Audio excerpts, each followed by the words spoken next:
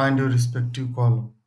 And for this, suppose you are here right now and there is a choose column. There are two options: choose columns, and another one is that go to the column. So here, suppose I knew that which column wanted to go, but I'm not able to find it right now. So either have to go to the right or left to go to the find out for the purchase order number. But you don't have to do that. Microsoft already provide the option to find out the columns without any more efforts. Just you can tap the purchase order and click that. Click OK. Directly reach out to the respective column. Now suppose I wanted to go to the first column. The column name is customer ID and I'm in last. So go to the column and after that select customer ID and click OK. Since I will don't have much column here I have 10 15 column, but you have a 200 column, 300 column, 400 column. So what would you do?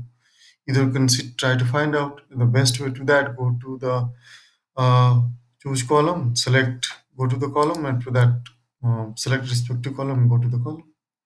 And choose column also going to help you. Was wanted to select only account number in this, choose column this one. Otherwise, you will remove it. Run the query. If you're asking for the credential, let me give the credential here. Just I remove it. So let me give the credential. Database, give me the database name, sorry, instance name. For the okay, it has already instance which asking for the database name. So the database name is this. And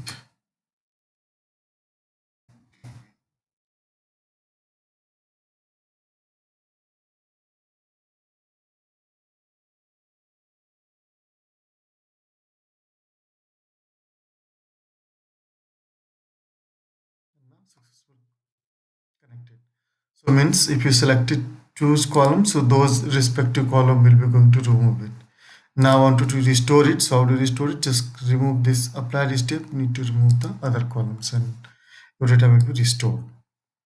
So this way you can easily find out. Suppose if you wanted to see how many steps have you done, so here you can see the all steps here. Like so let me show you. I deleted. I wanted to going to delete few columns. So remove these columns again. I'm going to remove except other column. So all steps is added here. Say this remove column, remove other column. So if you wanted to check what all steps we have done, and if you wanted to replace your data set, sorry, database names, you could also you can replace here. One way you can either change your database name, change your instance name, change your database name, and query will run automatically, no issues. And so obviously query is same, then you're going to do that.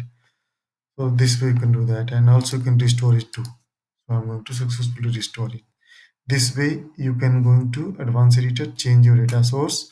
Also you can delete this column. Next video I will show you how to manage keep rows, remove rows, split column, group by one when you can get it. So if you have a question, so please put the comment and below in the video and your questions. I'm ready to happy to answer your question. Thank you so much for watching my video. Bye bye.